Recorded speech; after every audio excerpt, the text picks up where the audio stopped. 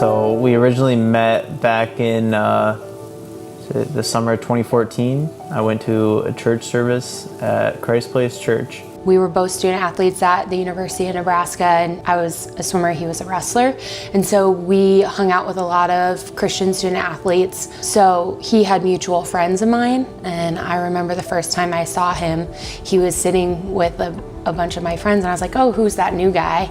And I thought he looked really old. I was like, oh, he must be a transfer. And then after church, we were meeting outside, and I find out he's a freshman. I was like, oh my gosh, what is he doing?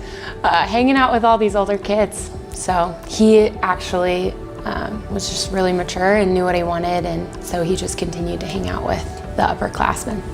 So he was short, he was strong looking. That's a shame on me because I was at church, but totally checked him out. And he had a full beard. Like it was pretty intense. And I was like, oh, okay, that's fascinating. After him and I met, we really just continued to hang out in a group setting. From then on out, we just kind of started hanging out. We would go back and forth, just going to coffee shops, and we just became better friends over the course of the next few months. At that point in my life, I was a senior in college. I was very focused on becoming the woman that God wanted me to be more than anything else. And in the past, I let relationships kind of interfere with that.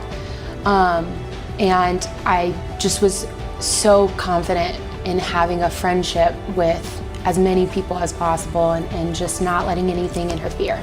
So after about 6 months of friendship, we got to a point where sometimes not all of our friends would be hanging out with us, and so it would just be him and I, and we really got to know one another. And I just found out like how passionate he was, how disciplined he was, very, very highly motivated, and I was just so impressed with his character that I couldn't help but be like, this is the kind of guy I would want to marry.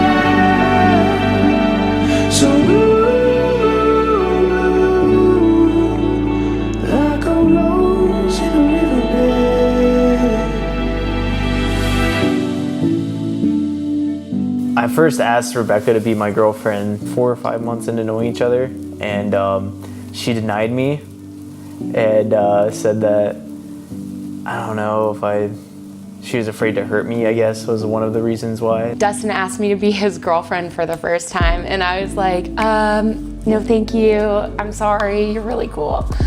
And I just remember after he asked me to be his girlfriend, I was expecting him to kind of be shady and like not want to hang out anymore.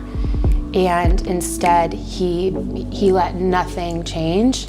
I kind of swallowed my pride and went back to being her friend.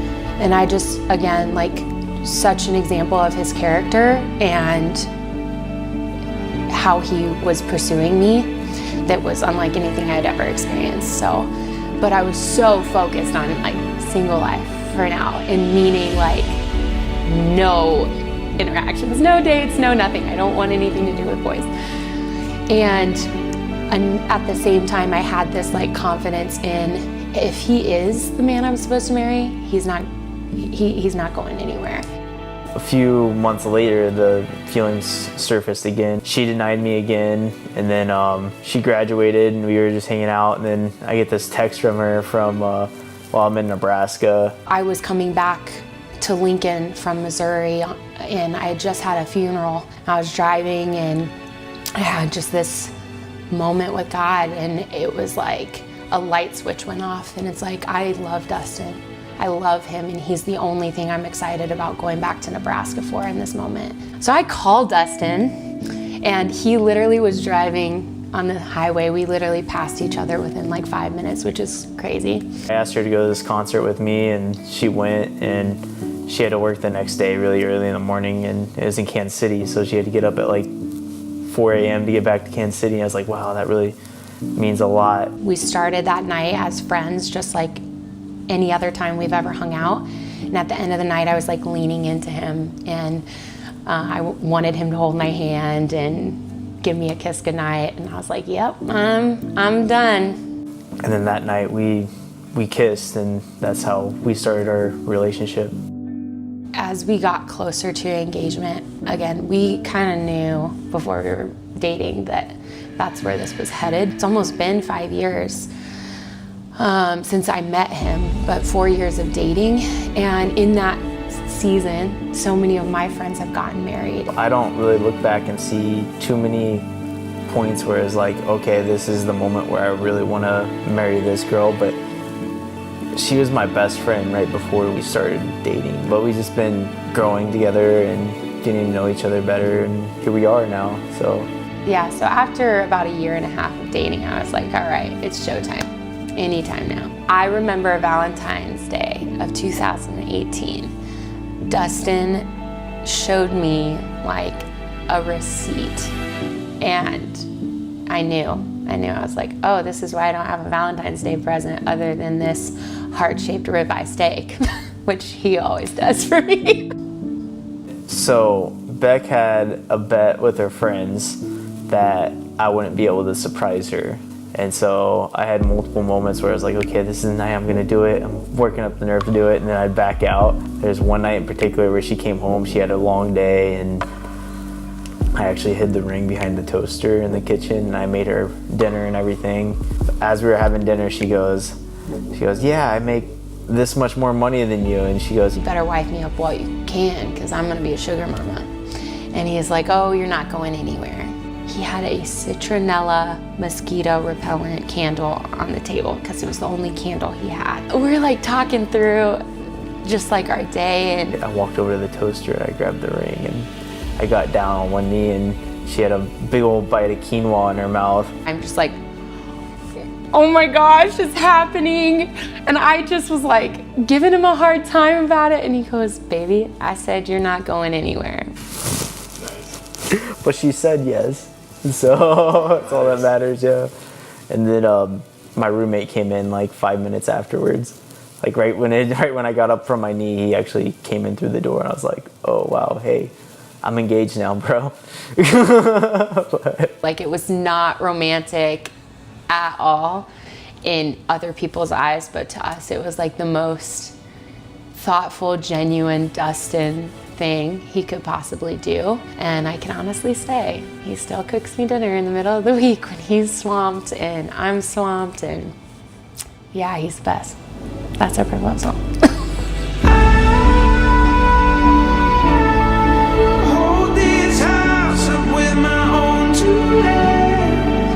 So you can make it out.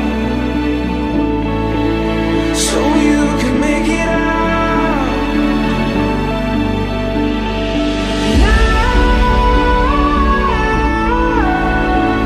I know you're all I have. So blue, blue, like a rose in a riverbed. We want to get married in the mountains, and so we were looking at different places like in Colorado all the way through, and then we just happened to land in Glacier. And I grew up in the military. We moved around a lot. I didn't have like one specific church that I grew up in my whole life and had sentimental value, and Dustin was the same way. Glacier's been on my bucket list, it's been on her bucket list, so we just decided we were gonna do it. Even before we were dating, I was like, yeah, I want to get married in the mountains one day. And he's like, I also want to get married in the mountains one day. Little did I know that was his foreshadowing what was about to happen. So I have a pet peeve of there being too much stuff in the console, like where you put your drinks in the car.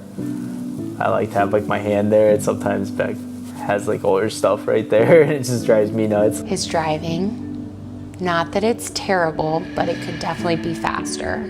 Or when he trims his beard over the sink, I can always tell. And I have witnessed him taking the trash can and trying to do it over the sink, and it still gets everywhere because there's just so much hair. And I'm just like, just wipe it out.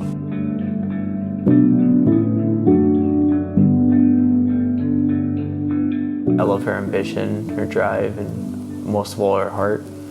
Just seeing all the people that she's affected and helped out through her life, and you know, knowing that God's all around her and doing work through her is very attractive to me, and it's a big part of why she's my fiance and gonna be my wife. So I truly love him for the way he loves people.